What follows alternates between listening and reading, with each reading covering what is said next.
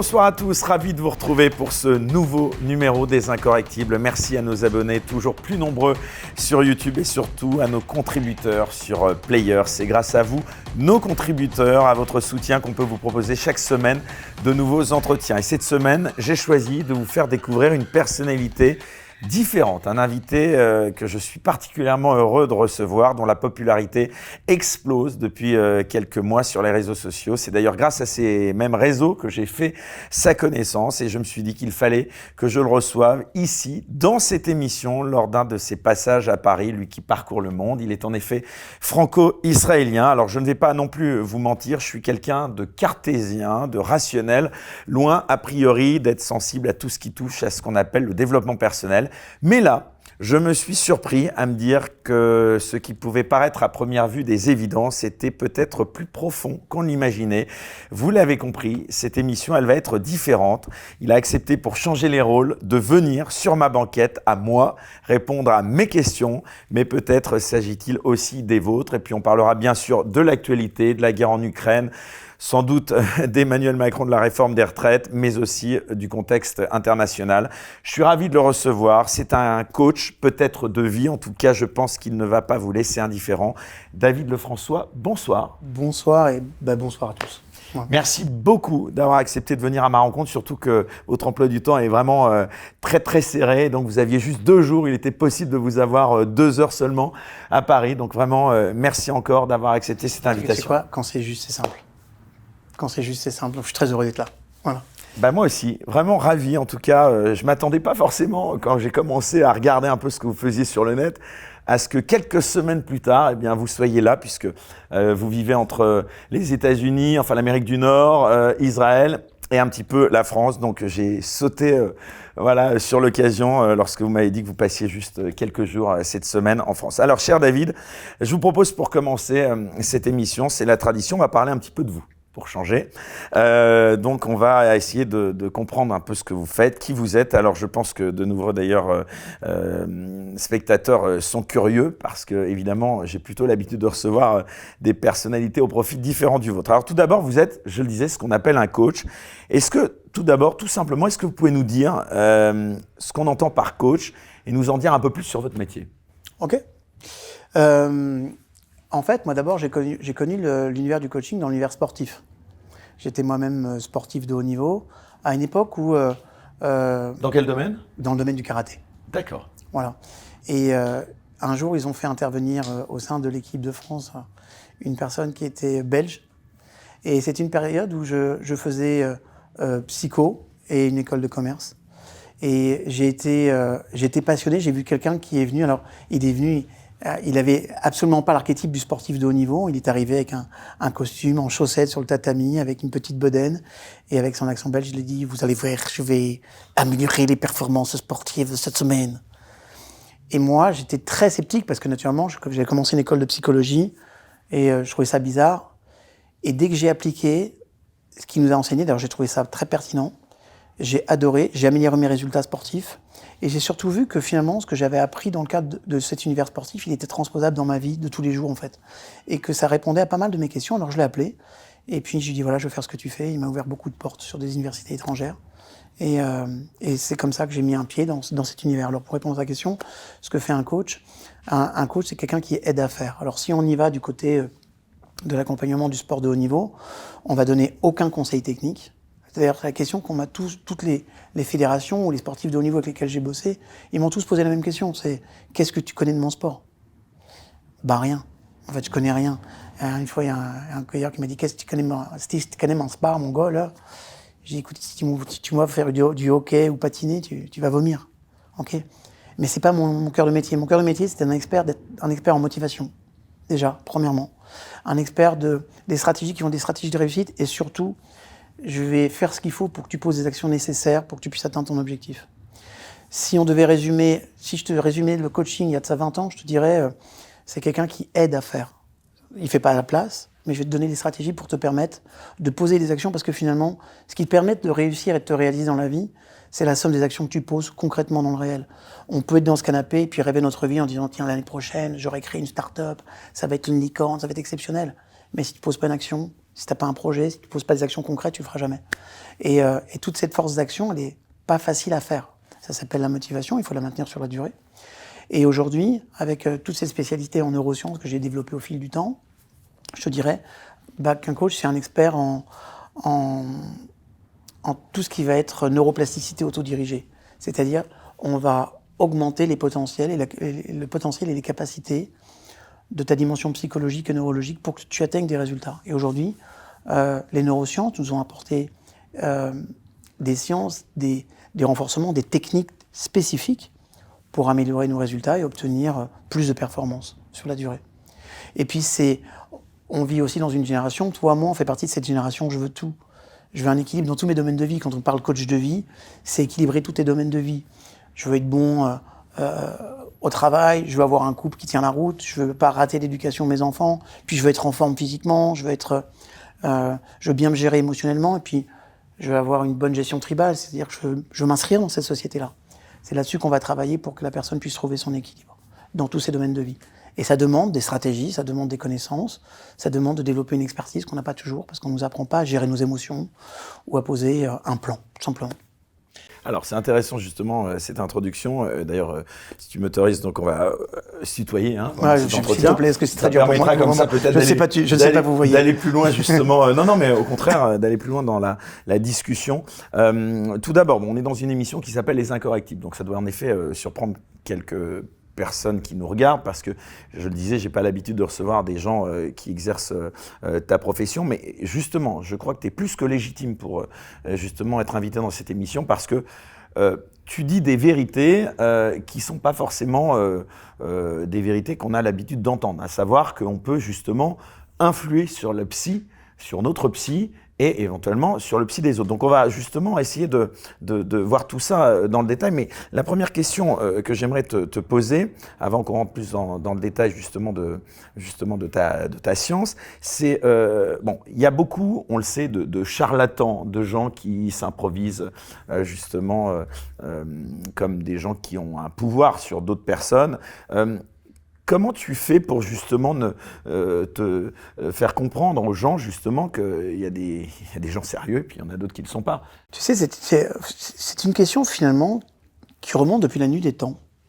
Tu sais, chaque personne que tu vas rencontrer dans ta vie, chaque métier, tu peux le faire comme un junior, un expert ou comme un maître. Tu vois, junior, senior, expert ou maître. Et dans tous les métiers, dans mon métier, tu verras des juniors qui resteront des juniors. Des amateurs, quoi. Oui, et puis des personnes qui vont pas chercher à développer leur expertise, à comprendre c'est quoi leur métier, à s'enrichir, à se développer, à comprendre et améliorer en permanence leurs compétences. Donc, c'est des personnes qui, par exemple, vont apprendre quelque chose à l'école ou qui vont faire un stage de quelques jours, quelques mois et qui vont s'arrêter là et qui pensent que c'est suffisant. Donc là, il y a une grande part d'ego et d'orgueil là-dedans. Tu sais, moi, quand j'étais petit, on avait une insulte, c'est que t'es pas fini. Moi, j'ai le sentiment que cette phrase, elle m'a touché très fort, et j'ai le sentiment que je suis pas fini, tu vois, et que tous les jours, tout ce que je vis, que ce soit mes bonnes expériences de vie ou mes mauvaises expériences de vie ou mes surprises de vie, c'est pour moi toujours une occasion de grandir, d'apprendre. Je le disais en introduction, David Lefrançois, tu es une des personnalités dans ton secteur qui est vraiment une révélation, en tout cas de ces dernières années, qui explose littéralement. Je ne te demanderai pas le nom des clients qui font appel à tes services, mais avant cela, moi j'aimerais savoir, est-ce que l'émergence de gens, puisqu'il y en a quand même quelques autres comme toi qui sont donc ce qu'on appelle des coachs de vie avec une influence, puisque tu en as une influence désormais considérable. Est-ce que c'est pas paradoxalement un symptôme aussi de l'affaiblissement de certains pans de notre société? Je pense aux instances traditionnelles qui étaient censées guider l'homme dans sa vie sociale, dans sa vie spirituelle, dans sa vie professionnelle. Et je pense bien évidemment ici à l'école, à la religion et à la famille. Écoute, moi je suis complètement d'accord avec cet avis. C'est-à-dire qu'on voit tout un pan de la société. D'abord, on a une perte de sens religieux en France. Quelle que soit la religion d'ailleurs. Quelle que soit la religion. Alors, quand je parle de perte de sens religieux, même si parfois on voit une montée de certaines religions en masse, on voit que les personnes qui prônent ces religions, la plupart du temps, n'en ont aucune connaissance. Et ça aussi, c'est important de comprendre ça. Je me rappelle une fois, je prenais le train là, pour Marseille, Et j'avais une Magen David. J'avais un collier avec une Magen David. Et il y avait des jeunes qui étaient là et qui m'ont dit gentiment, gentiment. Puisqu'on peut le dire, tu es de confession juive, c'est ça? J'ai découvert à 28 ans que j'étais juif. Voilà. D'accord. Ça, c'est important parce que j'ai aussi été éduqué dans une maison à laquelle ma mère avait pensé qu'elle était catholique, mais en fait, elle était juive. Tout avait été caché avec beaucoup de non-dits derrière, après la guerre et tout ça. Et donc, j'étais dans le train et puis, il y a des jeunes très sympathiques qui me disent « Monsieur, à Marseille, faut… » Et j'ai dit « Pourquoi? Ça dérange qui ?» Et là, je leur ai dit « Mais, vous savez, c'est étonnant parce que tu connais ton histoire, tu connais ton histoire avec Sarah, avec Agar, avec Abraham. Tu sais qu'en fait, on est plus frères plus dans l'histoire, vous êtes mes demi-frères, en fait. Tes demi-frères, aujourd'hui, comment tu les traiterais, mal ou pas bien? Tu dois connaître ton histoire. Tu dois vraiment apprendre à connaître ton histoire. Parce que si vous connaissiez vraiment votre histoire, vous apprendriez plein de choses intéressantes. Vous apprendriez que Mahomet, quand il sortait et que sa fille était complètement voilée, il lui disait « Je t'interdis de mettre le voile sur ton visage. Je ne veux pas qu'on pense que ma femme, je suis avec une autre personne que ma femme. » Que Mahomet lui-même allait voir les caricatures qu'on faisait de lui. Et c'est intéressant de voir que finalement, moins on connaît son histoire, plus on va être dans une logique dogmatique de sa religion. Et c'est pour ça que c'est important d'étudier avec les bonnes personnes, d'étudier le cœur de notre culture religieuse. Pourquoi pas? Si on a des parents qui sont catholiques, allons étudier les valeurs qu'il y a derrière, ce qui est des très très belles valeurs, et dans l'islam, et dans le catholicisme, et dans le judaïsme, et dans le bouddhisme, mais allez vraiment étudier. Et ce manque d'études, ce manque de transmission, il a disparu avec le temps, et on vit aussi dans une période très néfaste pour ça, parce qu'on veut du prêt-à-penser, on veut du rapide. Moi, je suis étonné de voir que YouTube, aujourd'hui, quand il propose ses Reels, il dit que ça ne dépasse pas 1 minute, parce que les gens, ils zappent. Ça veut dire qu'on veut vraiment, tu vois, du fast-food de la pensée. Et c'est pour ça que moi, il y a une chose que j'aime bien, c'est ma chaîne YouTube, où je peux mettre des vidéos qui vont durer 1h30, 20 minutes, 30 minutes, je m'en fous. Et c'est-à-dire que là où tout le monde me disait, non, David, il faut que tu fasses plus court, il faut que tu fasses moins de 7 minutes. Je faisais des choses, parfois j'ai des émissions, des vidéos d'1 heure. Tes conférences sont très longues. Mes conférences font minimum 1h30. Et pourtant, les gens, ils vont jusqu'au bout, quoi. Et on a des stats incroyables. On a 87% des gens qui vont jusqu'au bout. Alors après, il faut que la matière soit sympa, il faut qu'il y ait du style, c'est un métier, tu vois. Mais une fois encore, il faut faire attention à cette société où, on pense qu'on peut apprendre tout ce qu'on a à apprendre dans une vie avec des petits moments sur TikTok. Ben non, les émotions, c'est pas parce qu'on va te donner trois petites que tu vas les gérer, tes émotions. Il faut faire un vrai travail dessus. Ta confiance en soi, il faut que tu comprennes que ça va te prendre 10 ans pour la construire. Et que c'est OK. Et qu'il va y avoir plein de moments où tu vas douter. Et que ça fait partie aussi du parcours. Et que on va pas te transformer en Superman en 2 minutes. Mais là où tu as raison, c'est que la société, avant, quand on avait des problèmes, quand on avait honte, on allait voir un curé, on allait à la confession, et on libérait nos émotions. On parlait à quelqu'un d'autre de ce qui nous faisait souffrance, ce qui nous posait problème, et on avait quelqu'un qui pouvait nous remettre sur le chemin à travers des paroles, à travers une vision morale. Et c'était OK, mais ça a complètement... En tout cas, ça a beaucoup trop disparu. Et nos enfants, et même nous-mêmes, les adultes aujourd'hui, ont très peu de repères spirituels ou de valeurs morales. Alors, vous l'avez compris, en tout cas, voilà pour l'entrée en matière, on va rentrer, si tu le veux bien, maintenant dans le vif du sujet. On va tenter, et c'était un peu l'objectif et le but de cette émission, de faire une émission positive, c'est-à-dire qu'il puisse, à notre niveau, si tant est qu'on puisse l'avoir un petit peu, cette influence, de tenter de donner des clés aux gens qui nous regardent. Première question, si je devais résumer, on peut dire quand même que la démarche de ton métier est quand même d'aider les gens à être heureux. Est-ce que je suis... Écoute, moi, la première des choses que... Oui. La première des choses que j'enseigne aux coachs que je forme, c'est avant de vouloir rendre quelqu'un meilleur, rendez-le plus heureux. Quelqu'un qui est heureux, il sera toujours plus performant. Quelqu'un qui est heureux sera toujours plus motivé. Parce que d'abord, il aura une biochimie qui est embarquée, qui va lui permettre de pouvoir stimuler tout son système cognitif, toute sa motivation, toutes ses actions, et il va être dans une courbe positive qui va lui permettre, quoi qu'il arrive, même s'il fait face à l'adversité, de le faire avec un bon mindset. Ça, c'est super important. Je crois que notre job, c'est vraiment, et encore plus aujourd'hui en vrai, c'est de vraiment rendre plus les gens heureux, de vouloir les rendre meilleurs.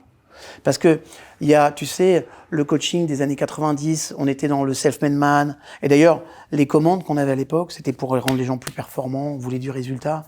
Aujourd'hui, on est en train de vous dire, les gars, moi j'ai quelqu'un qui est hyper stratégique dans l'entreprise, il est en train de faire un burn-out, ou il a fait des crises d'angoisse, si je le perds, il est trop stratégique. C'est-à-dire qu'aujourd'hui, on est en train de leur sauver la peau, parce qu'ils sont dans des entreprises qui deviennent des entreprises tueuses, et que ça pose problème. On a un vrai problème sociétal, où les gens, on leur demande... La société, elle vit un paradigme qui est particulier. On nous demande de faire plus, plus vite, mieux et moins cher. Il n'y a pas une industrie dans laquelle on est épargné. Qu'on soit indépendant, qu'on soit industriel, on vous demandera toujours de faire plus, plus vite, mieux et moins cher. Avec la conséquence de ça, c'est le stress. Et avec l'apparition de tout ça, on a commencé à se dire, on est débordé, on ne sait pas comment gérer les choses. Et c'est là que le développement personnel intervient. C'est la recherche du bonheur, si je devais résumer. C'est la recherche d'abord de l'équilibre. C'est la recherche de l'équilibre parce que, à un moment donné, les managers, les dirigeants commencent à se dire, mais nous aussi, on est comme les sportifs de haut niveau. On a besoin d'un entraîneur. Chaque année, on met les compteurs à zéro parce que c'est la compétition. Et que ce soit dirigeant de boîte multinationale, artiste, sportif, le point commun, il est le même. Le point commun, il est le même, c'est que d'abord, faut pas croire que c'est beaucoup plus difficile de gérer la réussite que l'échec. Ça, les personnes ne peuvent pas l'imaginer. Vous pouvez peut-être pas l'imaginer, mais quand quelqu'un réussit, il va être confronté à ses propres démons. Si demain, tu reçois de l'argent en masse, tous tes travers vont sortir. D'accord ? Donc c'est très important de comprendre que la réussite, et notamment la réussite financière, pour beaucoup de personnes, c'est pas obligatoirement le cadeau qu'on peut leur faire. Et pardon de t'interrompre, tu me disais en antenne tout à l'heure avant de commencer l'émission que l'échec finalement était utile, et qu'il fallait l'avoir connu pour peut-être justement réussir. Tu sais, Johnson, le vice-président des États-Unis, quand tu lui as demandé c'était quoi son secret de la réussite, il a dit « apprenez à échouer ». Moi, quand on me pose la question c'est quoi un coach et qu'est-ce qui caractérise votre parcours, je suis un professionnel de l'échec. Et je le dis clairement, j'ai divorcé 2 fois, j'ai monté 7 entreprises, j'en ai planté 3, et c'est grâce à cette expérience, à cette expertise, que j'ai pu aussi apprendre qui je suis, des erreurs, de mes choix, de choisir les bons associés, de rester dans mon industrie, de rester dans mon pôle de compétences. Et ça, c'est grâce aux erreurs que tu grandis. Un enfant, il apprend à marcher parce qu'il tombe. Si tu viens aider tout le temps l'enfant et à chaque fois qu'il tombe et tu le tiens, ça devient un rampant. Et il a des problèmes d'équilibre. Donc c'est important de comprendre que finalement, on n'apprend rien des expériences délicieuses. Tu te reposes rarement sur le fait de dire « Tiens, je viens de réussir, je vais voir c'est quoi mes stratégies que j'ai mises en place pour réussir. » Mais par contre, quand tu prends un vrai truc dans la tête, quand tu as un vrai obstacle ou un vrai échec, tu dis « Ok, plus jamais ça. » Parce que ton cerveau te dit « J'ai souffert. » Quand tu mets la main sur une plaque électrique incandescente, tu le fais une fois. La deuxième fois, tu vas faire attention. Parce que l'expérience de la douleur va faire que... Et l'échec, c'est l'organisation, la structuration de la douleur qui va te permettre de t'améliorer. Donc, faut pas craindre l'échec. Il faut considérer que l'échec, ça fait partie du chemin et que chaque fois que je vais rencontrer un échec, je vais avoir les clés pour réussir encore mieux après. C'est pour ça qu'il faut jamais considérer l'échec comme une fin. C'est juste le démarrage d'une évolution différente, quoi. Et c'est pour ça que ça fait partie du processus. Malheureusement, on fait aussi partie d'une culture dans laquelle on a stigmatisé l'échec. Par exemple, combien de fois des grands entraîneurs, que ce soit dans l'univers du football ou ailleurs, parce qu'ils étaient champions du monde une année et qu'après ils étaient 2e ou 3e, on les limogeait. Mais non, il faut qu'ils comprennent pourquoi et qu'on lui donne la chance de comprendre les erreurs qu'il a commises pour justement être encore plus fort. Regarde les pays les pays qui sont les plus avancés et les plus forts aujourd'hui, on peut dire tout ce qu'on veut, ils ont des dirigeants qui sont là depuis des années, qu'on va considérer comme des dictateurs ou pas, mais ils ont une sacrée expérience. Moi, je vois ça dans mon pays, je vois ça avec un type comme Benyamin Netanyahou. C'est un fin stratège, c'est un homme politique hyper intelligent. Et moi, j'ai vu la différence quand il était là et quand il n'était pas là. Et quoi qu'on en pense, moi, c'est un homme qui m'a donné goût à croire que finalement, on peut être un vrai leader politique aujourd'hui, alors que j'avais vraiment perdu cette idée En tout cas, ici en France, quoi. Tu m'as, en tout cas, incité à te contacter au détour d'une vidéo que j'ai vue où tu parlais d'un sujet, là encore, qui a été beaucoup remis en question par beaucoup de scientifiques, c'est-à-dire ce qu'on appelle l'intelligence émotionnelle. Et c'était une de ces vidéos qui m'a fortement interpellé, moi qui, encore une fois, était de nature très cartésienne et rationnelle. Qu'est-ce qu'on entend par intelligence émotionnelle? Il y en a beaucoup qui la remettent en cause. C'est le fameux quotient émotionnel versus quotient intellectuel. Finalement, c'est plus important qu'on l'imagine. Je sais pas, tu prends 90 ou 95% des surdoués ne sont pas heureux. Donc si le quotient intellectuel était un vecteur qui permette à une personne d'être heureux, alors après ça dépend ce qu'on cherche dans notre vie. Si on cherche à rendre des personnes hyper performantes, mais qu'on s'en fout complètement qu'elles soient bien dans leur peau, pour le quotient intellectuel est très très bien, et on a construit d'ailleurs une grande partie de l'éducation nationale sur ce modèle-là. Mais maintenant, il faut comprendre que ce qui te fait réussir la vie, ce qui va te permettre de maintenir un couple sur la durée, ce qui va te permettre de faire face à l'adversité, ce qui va te permettre d'oser même quand tu as peur, donc de développer du courage, c'est cette intelligence émotionnelle. Et tu sais, bon, pour comprendre un concept, très souvent, je l'inverse. Alors qu'est-ce que c'est que cette intelligence émotionnelle? Voilà. L'intelligence émotionnelle, elle te dit que tes émotions, elles sont intelligentes. Émotion, ça vient de l'extérieur et movere, ex movere. Et c'est l'extérieur et movere, c'est mouvement. Ça veut dire quoi? Ça veut dire que l'intention d'une émotion, c'est de te mettre en mouvement vers l'extérieur. C'est la fonction intrinsèque d'une émotion. Une émotion, elle n'est pas là pour nous pourrir la vie. Une émotion, elle est là pour nous dire « Hey, David, il se passe un truc, t'en es peut-être pas conscient, mais il se passe quelque chose et le meilleur moyen que je puisse te donner, c'est de le vivre, c'est de le ressentir. » Le problème, c'est que toi et moi, on ne nous a pas appris à vivre nos émotions, on ne nous a pas appris ce que c'était qu'une émotion. Par exemple, on va fustiger la colère, on va dire « Non, mais la colère, c'est une... » D'ailleurs, on a dit qu'il y avait des émotions négatives. Il n'y a pas d'émotions négatives, il y a des émotions désagréables. Mais le problème de la colère, c'est pas d'être en colère. Le problème, c'est que la plupart des personnes, on ne leur a pas appris à exprimer cette colère sans agressivité. Mais le jour où on t'apprend à exprimer cette colère sans agressivité, parce que la colère, c'est quoi? C'est qu'il y a une autre personne qui vient de froisser l'une de tes normes de vie. Par exemple, imaginons que l'une de mes normes de vie, c'est quelqu'un qui est poli, il arrive à l'heure. J'ai été éduqué là-dedans, dans cette croyance-là. Quelqu'un qui est poli, il arrive à l'heure. Tu arrives en retard, tu as 20 minutes de retard. Je vais être en colère. Et peut-être je vais dire, tu sais, alors, si je suis agressif, je vais dire, écoute, plus jamais ça. Faut pas me prendre pour un idiot. Moi, j'étais là à 18h, tu arrives à 18h20, dis, bon, je sais pas si tu sais ce que c'est que le respect.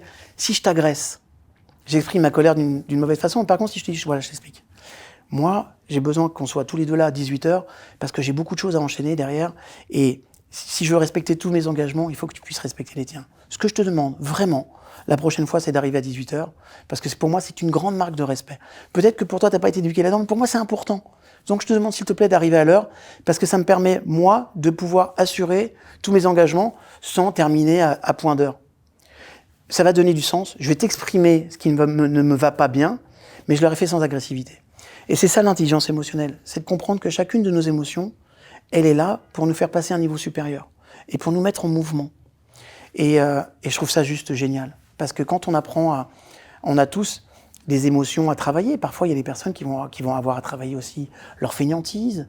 Il y en a qui vont avoir travaillé leur jalousie. Quand tu vas comprendre que la jalousie... Et puis, pardon, mais il y a aussi peut-être des qualificatifs qui sont perçus par la société comme négatifs, alors que c'est l'opposé. Moi, ça m'a encore une fois interpellé de manière incroyable parce que je me faisais cette réflexion et puis finalement, j'ai découvert en voyant un de tes tutos que tu en avais parlé longuement, c'est-à-dire une notion d'un mot qui est devenu presque tabou dans notre société actuelle, qui est la gentillesse et qui est assimilée à la faiblesse, alors que c'est absolument tout sauf ça. Tu peux nous en parler de ça? Mais bien sûr. C'est-à-dire que dans l'univers dans lequel on est, dans nos sociétés, effectivement, on a considéré, tu sais, le fameux trop bon, trop con. Et puis on a dit, non, les gens qui sont gentils, curieusement, ils se font avoir. En bas de chez toi, juste en bas de chez toi, dans un rayon d'1 kilomètre, t'as à peu près 4 ou 5 boulangeries. D'accord? T'as plein de petits commerces. Et pourtant, tu vas en choisir certains par rapport à d'autres. Je peux te garantir qu'à pain égal, à prestation égale, tu iras toujours chez celui qui sera le plus gentil. Pourquoi? Parce que quelqu'un qui est gentil t'apporte de la joie. Okay? Et c'est important de dire qu'on peut être et gentil et affirmé, ça ne change rien. C'est-à-dire qu'on a pensé que parce qu'on était gentil, on ne devait être que ça. Parce qu'on vit dans une société, donc on vit dans une société du ou. C'est ou t'es ceci, ou t'es cela. C'est ou t'es gentil, ou t'es méchant. Ok ? Ben non, tu peux être et. Tu peux développer la stratégie du et. Je peux être et gentil. Et je peux être extrêmement affirmé quand j'ai besoin de l'être. Ça ne change rien. Mais si c'est dans ma nature d'être gentil, si je prends du plaisir à l'être, si ça fait partie de mes valeurs, pourquoi j'irai à l'encontre de qui je suis ? Et c'est ça qu'on appelle les fameux messages contraignants. D'accord ? Les messages contraignants, c'est quand on te demande, quand tes parents vont te dire « sois fort », alors que non, mais moi je suis gentil. Mais moi, en tant qu'enfant, je vais comprendre que finalement, si je veux être aimé par tout ce monde-là, il faut que je sois fort. Et du coup, on voit partout dans le monde de l'entreprise des types qui sont de véritables tyrans, alors qu'en fait, au fond, c'est des vrais gentils. Et qui se forcent au quotidien d'être des tyrans parce qu'ils vivent et ils ont reçu un management tyrannique. Et c'est important de dire, tu sais quoi, regarde, tu peux changer tout du tout au tout. Je me rappelle un jour, il y avait un directeur d'entreprise d'une banque, d'un grand groupe, qui me disait, je veux que vous passiez une journée pour voir c'est quoi mon métier pour que vous le compreniez. Je comprends votre métier, j'ai déjà travaillé depuis très longtemps. Non, mais c'est vraiment important pour moi. Il insiste. Je dis, ok. Je passe une journée avec lui et à la fin, il me dit, alors, ça vous a fait quoi de passer la journée qu'un directeur de banque ? J'ai écouté, c'était une torture. C'est une torture. Je vais vous dire des choses de façon profondément bienveillante, mais il faut que vous les entendiez. Et si c'est ok pour vous, je vais vous dire que je vous ai trouvé tyran, vous êtes misogyne, vous n'écoutez pas les gens. Et j'ai toujours été indépendant pour pas travailler pour des gens comme vous, en fait. Et je suis étonné d'ailleurs que quand vous me parlez à l'extérieur de l'entreprise de toutes les valeurs catholiques que vous avez, je suis étonné que vous les laissiez à l'extérieur. Vous devez être profondément malheureux. Et il s'est mis à pleurer, il me dit, je suis profondément malheureux. Et c'est pour ça que je vous ai demandé de venir, je veux un coach. J'ai dit, écoutez, regardez, juste, vous me donnez 3 mois de votre vie. Et 3 mois, vous appliquez à la lettre tous les process de management et de pilotage de leadership qu'on va pouvoir travailler ensemble. Si vous obtenez des meilleurs résultats en rendant votre personnel plus heureux, vous maintenez ce truc-là. Mais maintenant, d'ores et déjà, je peux vous dire que vous avez un turnover minimum de 80% à 3 ans dans votre société. Et il avait un turnover de 80% parce que les gens ne supportaient pas cette pression. Et en fait, c'était un tyran. Voilà. Et on a des personnes comme ça qui sont des harceleurs moraux, alors qu'en fait, au fond, ils ont des belles valeurs, mais ils ne s'autorisent pas à les vivre parce qu'ils pensent que l'environnement dans lequel ils sont leur demande de l'être. Tu vois ce que je veux dire ? Mais alors là, tu parles de l'environnement professionnel, on va dire extérieur à l'environnement privé. Justement, moi, ce qui m'intéresse aussi, c'est d'ailleurs ce que tu dis dans une de tes conférences aussi, c'est que le pilier de la famille, ou famille au sens large, où on l'entend de manière très générique, c'est capital d'avoir un soutien. Alors tu parles du couple, évidemment, puisque c'est un de tes sujets de prédilection aussi. Tu dis que c'est important dans un couple qu'on puisse se reposer sur l'autre et vice-versa, c'est ça ? Mais c'est important qu'on retrouve le sens même du couple et de ce que ça peut permettre. Tu sais, quand tu as passé une journée harassante... On dit toujours qu'il y a une grande personne derrière une réussite. Bon, je n'ai pas dit mais toujours. Une femme derrière une réussite. Toujours. Un grand homme, souvent, pour les couples hétéros, on disait ça pour les présidents de la République. Par exemple, on dit souvent que Barack Obama, c'était peut-être la réussite de Michelle Obama avant tout. Mais c'est une évidence. Hillary Clinton pour son mari également. Tout le monde, et tous les jours, on a besoin de ça. Et moi, la première des choses que je vais parfois même travailler avec certains chefs d'entreprise, c'est leur couple. Vraiment. Parce que ça vient peut-être de là. Mais on a besoin d'avoir un espace de ressourcement qui soit sain. Quand tu tapes toute la journée, peu importe l'adversité, si tu as la certitude que quand tu vas rentrer chez toi, tu vas être soutenu, tu vas être écouté, tu vas être entendu, tu vas partager des moments joyeux, que tu vas pouvoir t'évader l'esprit et avoir une relation saine, ça va te donner de la force. Et cette force-là, elle va te permettre de t'enrichir, elle va te permettre de récupérer l'énergie. En fait, tout est une question d'énergie dans la vie. On démarre une journée avec un niveau d'énergie de 100. Je vais en dépenser beaucoup. Si en plus, quand je dépense une grande partie à mon travail, quand je rentre, j'ai pas une relation qui est saine, ou j'ai pas un moment qui est sympa de partage avec mes enfants, avec mon épouse, en fait, je me ressource quand ? Je me ressource où ? Et du coup, il y a un moment donné où il y a des choses que je ne pourrais plus supporter. Ok ? Et un coup, ça sera le couple, et puis un coup, ça sera le travail, parce que ce sera le burn-out, et des choses comme ça. Nous avons besoin d'avoir des zones, des espaces de ressourcement. Et je considère profondément que la première source de ressourcement, la première zone d'épanouissement d'un homme et d'une femme, c'est son conjoint. Voilà. Et on doit tout faire pour rendre l'autre heureux. Mon job à moi, c'est de m'assurer que ma femme soit heureuse. C'est mon job prioritaire. Si ma femme elle est heureuse, tu sais, j'adore profondément mon travail, je suis un passionné de ce que je fais. Mais si demain, mon épouse elle avait un problème de santé ou quoi que ce soit, et que je devais tout abandonner pour elle, je le ferais en un claquement de doigts. Parce que ma priorité, c'est elle. Voilà. Et parce que j'ai ce pilier-là, et parce que j'ai son soutien, et parce que j'ai une femme qui me comprend aussi dans mes enjeux, dans mes envies, dans mes désirs, dans mes passions, dans mes ambitions, parce que j'ai cette force-là, 1 et 1, ça fait pas 2, ça fait 11. 1 et 1, ça fait 11. C'est-à-dire que un seul être vous manque et tout est démotivé.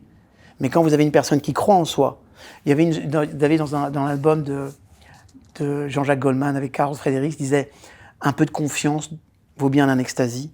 Ben, quand tu as la confiance de quelqu'un qui t'aime, ça te donne du peps. La personne elle va dire « Écoute, c'est pas grave, tu sais, Dupont, il est chiant comme tout, mais c'est pas grave. Je crois en toi, tu peux réussir. » Tu prends ton énergie et le lendemain, t'es pas le même avec Dupont. Mais si quand tu rentres le soir, t'as eu Dupont la veille, le soir, t'as eu la soupe à la grimace, parce que t'as pas su gérer les choses, t'as pas bien travaillé, ta relation elle est pas bonne, bah quand tu retournes avec Dupont, t'as plus de jus. Et là, Dupont, là, il va pouvoir faire ce qu'il veut de toi. Complètement. Mais alors, justement, pour te rejoindre justement sur ce constat que tu fais, est-ce que l'intelligence émotionnelle, elle peut se travailler ? Parce que moi, j'ai évidemment en tête, dans mon environnement, d'ailleurs, des gens dont je soupçonne même peut-être l'incapacité à pouvoir comprendre une émotion.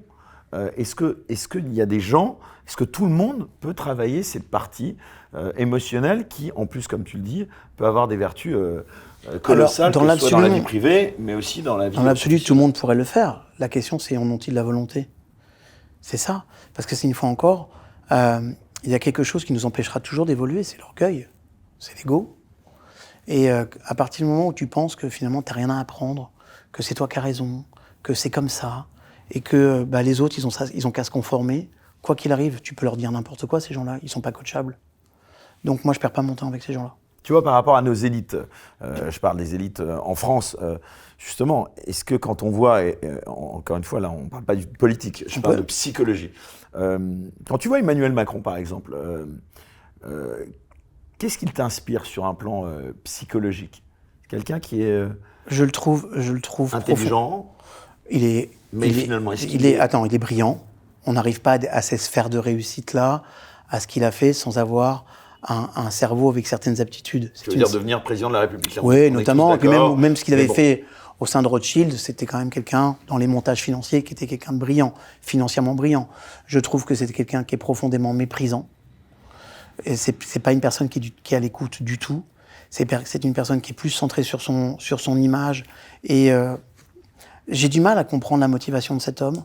Comment on peut être, je le trouve condescendant. Paradoxalement, enfin, d'après ce qu'on dit, parce que c'est pas forcément mon opinion, en plus, pour ma part, je ne le considère même pas tant que ça intelligent, parce que je me dis, quand on peut ne pas se rendre compte à ce point-là, comme tu dis... J'essaie d'être positif. Des faits, oui, j'essaie d'être positif, je sais, mais comment est-ce qu'on peut faire cohabiter, non, je pourrais parler d'ailleurs de patrons du CAC 40 réputés extrêmement durs, comment est-ce qu'on peut faire cohabiter une intelligence on va dire, au sens intellectuel du terme, très très élevé, avec une absence totale, ou en tout cas d'apparence, de quelques grands chefs d'entreprise au niveau de l'émotion. Est-ce que écoute, c'est quand même il y a quelque chose qui va t'étonner, tu sais, dans les plus hautes sphères de la réussite, il y a beaucoup de sociopathes.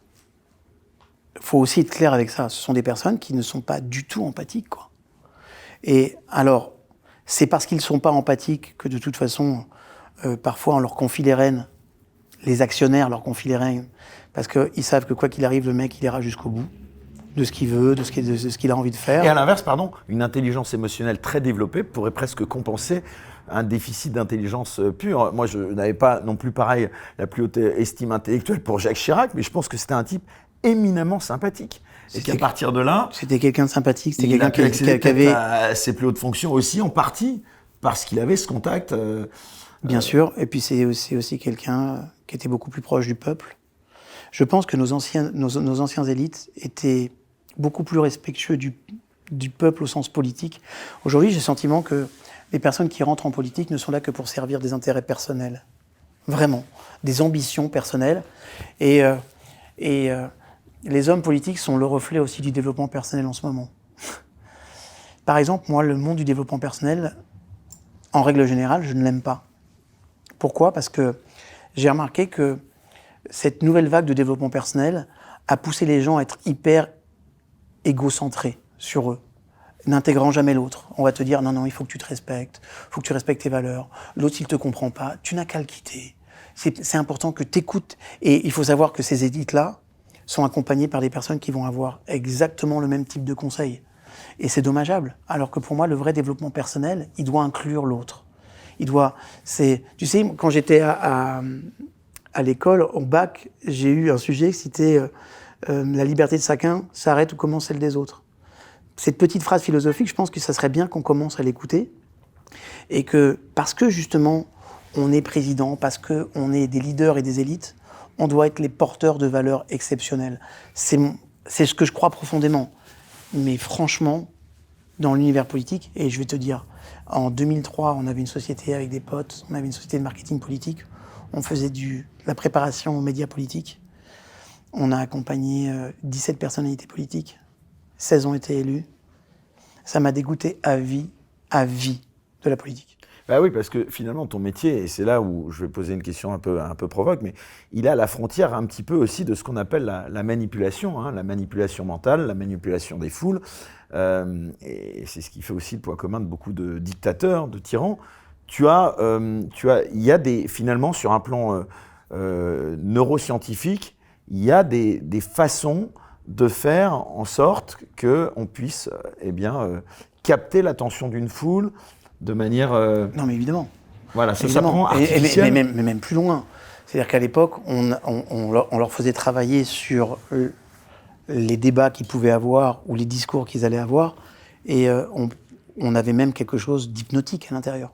On mettait des techniques hypnotiques. Alors c'est quoi ça, par exemple ? Par exemple, il y a en hypnose quelque chose qu'on appelle la capacité à parler conscient-inconscient.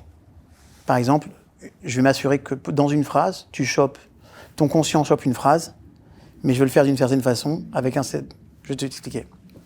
Je te dis par exemple, mes très chers compatriotes, nous sommes à un moment critique dans lequel vous allez devoir vous décider quant à l'avenir que vous allez avoir.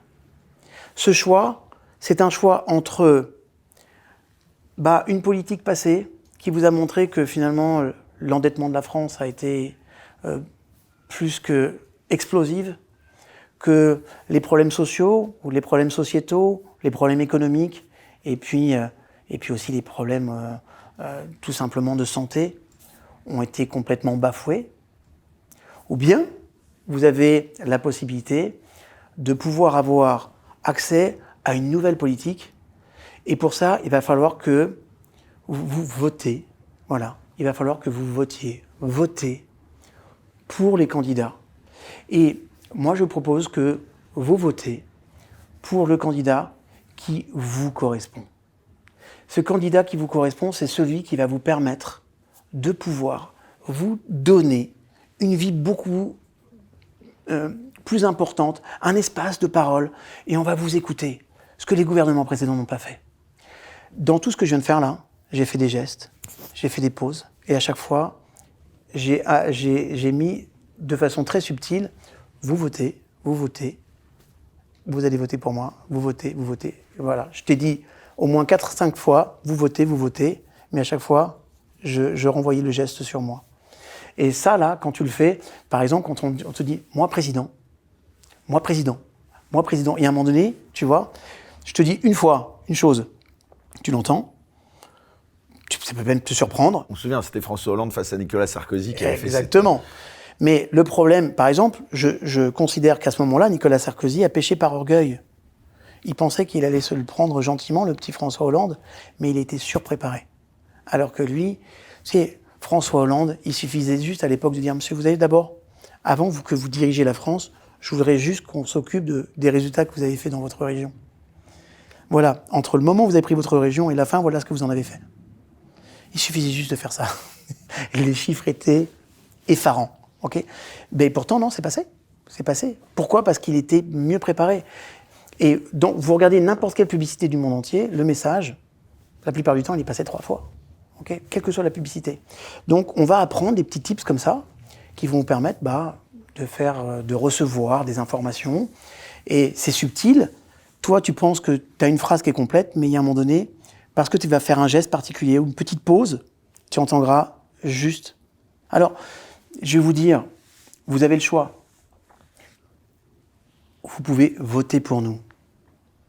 Et maintenant, je vous le dis, si vous votez pour nous, vous aurez accès à une nouvelle politique. On sera beaucoup plus ouvert. Vous pouvez aussi vous tourner vers le passé.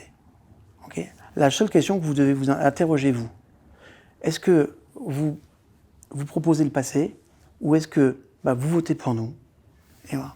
Et à chaque fois, on pense que c'est des phrases complètes, mais j'ai fait une micro-pause et je t'ai voté pour nous, voté pour nous, voté pour nous.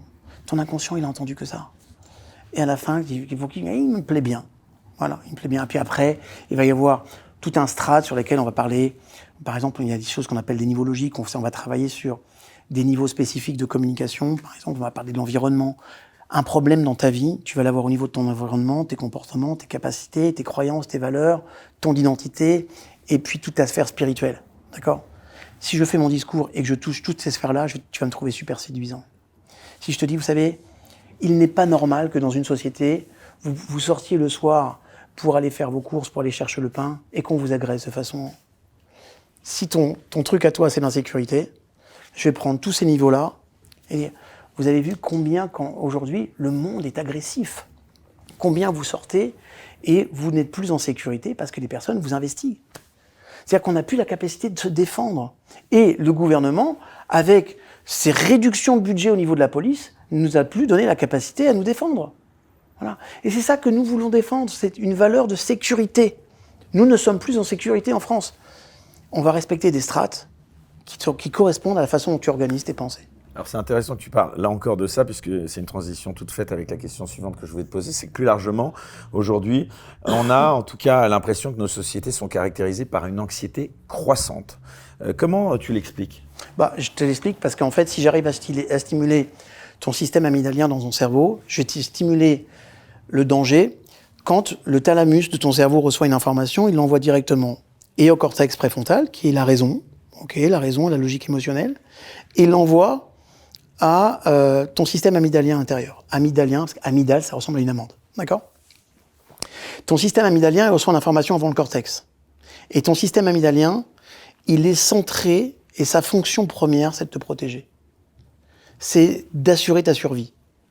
Donc si on arrive à stimuler le système amygdalien, quand on stimule le système amygdalien, l'amygdale, va empêcher l'information d'aller au cortex et squeeze le cortex. Donc tu n'as plus trop de raisons. C'est pour ça, je sais, à l'époque, moi j'étais allé aux États-Unis et j'avais vu la conférence d'Al Gore. Tu te rappelles Al Gore qui se présentait ? J'avais été séduit par cet homme, tu ne peux même pas savoir. Je dis, mais si les Américains ont l'intelligence de voter pour ce type, ce monde sera vraiment... Il avait des valeurs incroyables, ce type. Il voulait mettre l'écologie au cœur de tout le système. Il avait, de par son histoire, une espèce de conscience de l'autre qui était vraiment intéressante. Et puis en face de lui, on a un George W. Bush qui dit « Non, mais il est bien Al Gore. Hein. » Mais il y a les méchants Irakiens, là, ils préparent des attaques terroristes. Et d'ailleurs, il y a les 2 tours qui sont tombés. C'était que le début. Ils ont stimulé le danger. Donc quand tu stimules le danger, la première des personnes qui va te dire « J'ai une réponse à ce danger », tu votes pour lui. Donc tu penses que des hommes politiques en France jouent avec ce danger ? Ils jouent avec les peurs. Ils ne jouent qu'avec la peur. Et excuse-moi, que ça soit extrême droite, extrême gauche, c'est pareil. Les extrêmes ne jouent que dans les peurs. Et maintenant, même les personnes, ils ont compris que c'est un marketing qui fonctionne bien. En neuromarketing, chaque fois que tu vas stimuler le cerveau de la peur, tu as une réponse beaucoup plus importante. Parce que dès qu'on t'a une peur, ton cerveau veut y répondre. Il a besoin d'être rassuré. Donc c'est pour ça qu'on a aussi des débats et puis des politiques qui sont de plus en plus populistes, où on stigmatise la peur. Tiens, t'as remarqué que très peu d'entre eux ont des vrais projets, quoi. Il n'y en a pas un qui arrive avec un vrai projet qui tient la route ou qui est innovant, qui te dit, tiens, le mec, il a pensé le truc, quoi. Ils vont te prendre un axe, ils vont le stigmatiser et ils vont faire toute leur politique là-dessus. Et c'est celui qui réussira à toucher le plus grand nombre avec ça. Donc, la qualité de nos politiques aujourd'hui, c'est difficile. Et puis après, on peut aller plus loin, mais moi, je pense qu'on a une véritable consanguinité de nos élites. Ils viennent tous de la même école. Et ça pose problème. Moi, je rêverais qu'un Xavier Niel prenne les rênes de la France. Il y a un moment donné, il faudrait un vrai chef d'entreprise dans tout ça. Et puis quelqu'un qui a un petit peu de cœur aussi, parce que c'est le cas de Xavier Niel, par exemple. Je trouve que c'est l'archétype d'un bon leader, Xavier Niel. C'est un mec qui a des bonnes valeurs. Et j'aime ce qu'il fait, j'aime son innovation. Je rêverais qu'un jour, un type comme ça dise, bon, allez, je vais quand même... Parce que c'est un budget, c'est un business. Tu crois qu'on peut diriger la France comme une société Mais de toute façon, quand tu regardes les grandes sociétés, c'est un microcosme français. Hein. Tu as de tout. Hein. Tu as toutes les religions qui sont à l'intérieur, il faut composer avec tout. Et ils ont déjà réglé toutes les problématiques avant même les autres. Et ils ont parfois des innovations qui sont vraiment intéressantes. Moi, je pense qu'aujourd'hui, les grands dirigeants d'entreprise, certains grands dirigeants d'entreprise, sont beaucoup plus armés que nos énarques pour diriger la France, quoi. Là, dis-moi, si c'était un modèle qui fonctionnait, qui était efficient, ça se serait. Depuis que je suis tout petit, la France n'a fait que perdre sa place et sa suprématie. Okay, on a même perdu notre souveraineté énergétique. Enfin, des trucs qui sont aberrants. Si tu étais un gestionnaire, tu ne vendrais pas toute ta meilleure technologie nucléaire à l'étranger en lui donnant la possibilité de dire « je te répare ou je te répare pas », ce que les Français ont fait avec les États-Unis, avec Thales. C'est un truc de fou. Comment on peut permettre un truc pareil? Alors, on a une vision court terme, mais si tu avais été un dirigeant qui a une vision de long terme, les gars, on est en train de se mettre une balle dans le pied. Avec un tout petit peu de bon sens, tu fais pas un truc pareil. Je sais pas quels ont été intérêts, je sais pas quel parfois pourrait être... Parce que moi, je m'interroge beaucoup aussi sur le niveau de corruption de nos élites. Parce qu'on peut pas faire des choix aussi dingues que ça sans y avoir des intérêts purement personnels. On peut pas laisser une personne comme van der Leyen lui donner le droit de signer un chèque en blanc de 71 milliards engageant toute l'Europe tout entière, alors qu'aujourd'hui, on sait tous l'inefficacité des vaccins, on sait tous que tout ce qu'on nous a vendu n'était pas vrai, les informations sont... Les anciens de Pfizer qui quittent Pfizer sont phénoménales, nous donnent des informations, on a accès à tout aujourd'hui. Ça va être quoi l'intérêt? Tu peux pas nous dire que vous l'avez pas fait sans intérêt personnel, c'est pas possible. En tout cas, moi, quand on voit le niveau de corruption en Europe, bon, franchement... Quand on voit celui d'Ukraine ou de la Russie, on pourrait leur donner des leçons parfois. Hein. Tiens, voilà une question particulièrement d'actualité. Alors, c'est intéressant d'aller aussi dans cette direction. La guerre en Ukraine, c'est assez phénoménal parce qu'on essaye en permanence de psychologiser Vladimir Poutine. Quel regard tu as, toi, un petit peu sur ces leaders, d'ailleurs, que ce soit Zelensky d'un côté, Poutine de l'autre? Est-ce que sur un plan psychologique, il y a des choses qui ressortent de manière aussi flagrante qu'on le pense. Tu parlais d'intelligence émotionnelle. Non, mais là, je sais que je ne vais pas me faire des copains. Mais maintenant, sachez une chose, je connais très bien ces deux pays. D'abord parce que j'ai fait une grande partie de mes études, fin d'études en Ukraine. Okay, et qu'avant qu'il y ait la guerre, je continuais un deuxième doctorat là-bas. Donc, je connais très bien les Ukrainiens. Je connais bien la Russie aussi parce qu'on a gagné un très grand appel d'offres. En Russie, les psychologues qui vont devenir coach, c'est qu'en Russie, tu as toujours deux voies. Tu as le médecin public et puis tu as le médecin privé. Gratuit, privé. Les psychologues, c'est pareil. Et les psychologues vont pouvoir proposer du coaching payant, mais ils vont avoir l'obligation de se former à l'université et le contenu qu'ils vont enseigner, c'est le mien. Parce qu'on a gagné un appel d'offres international là-bas. Donc, je connais très bien la Russie. Voilà. D'abord, il y a une chose que je trouve aberrant. C'est que toi et moi, dans nos entreprises, si on ne respecte pas un contrat et qu'on va devant un tribunal, on va me dire « Monsieur, vous avez signé un contrat. Vous l'avez respecté, vous ne l'avez pas respecté. » C'est la première des choses. Donc déjà, les accords de Minsk qui n'ont pas été respectés, c'est la base de tout. Ensuite, il ne faut pas être idiot pour comprendre la psychologie d'un Vladimir Poutine. C'est pas quelqu'un qu'on pousse dans le retranchement. C'est quelqu'un avec lequel tu dois pouvoir garder le dialogue. Voilà. Ils ont tout fait, et pour ne pas garder le dialogue, et pour l'humilier. Ok ? Donc, ils ont tout fait pour que l'escalade... On a une attitude quoi, kamikaze là-dedans ? Mais on est complètement fous. Je trouve que nos élites sont complètement fous. Voilà. Moi, j'ai fait une partie de mon service militaire en Yougoslavie. Ok ? Je sais ce que c'est que la guerre, j'ai vu. Voilà, j'ai vu de mes yeux. Mais il y a que les présidents qui n'ont jamais mis un pied sur le terrain avec un FAMAS dans les mains, qui peuvent dire non, mais on est prêt à faire la guerre. Mais vous êtes fous, en fait. Vous êtes fous. Vous voulez vraiment déclencher une troisième guerre mondiale ? Vous n'avez pas la moindre conséquence que... Aujourd'hui, on est au bord de l'implosion. Et qu'il n'y a personne d'intelligent qui arrive dans tout ce monde pour dire on va calmer les choses. Parce que moi, Quentin Lemaire, il dit, vous savez, on va faire plier l'économie russe en 3 mois. Moi, quand je vais en Russie, à Saint-Pétersbourg ou à Moscou, les mecs, ils sont bien. Hein. Ils n'ont pas de restrictions. Ils n'ont plus accès à McDonald's. Mais vous croyez qu'ils ne vont pas chez McDonald's là-bas ? Ils ont juste changé l'enseigne, ça s'appelle M. Ça veut dire delicious. Mais c'est les mêmes fournisseurs, c'est les mêmes trucs. Et ils ont dit, d'accord, dès que la guerre est terminée, on mettra le logo. Tu veux dire qu'on nous prend pour des cons en plus ? Mais on nous prend profondément pour des cons. En plus, l'économie russe, ils ont le gaz, ils ont le pétrole, ils ont un territoire avec des possibilités agronomes qu'on n'a pas. Ils ont une autonomie, ils peuvent faire ce qu'ils veulent. Ils ont un vrai pouvoir.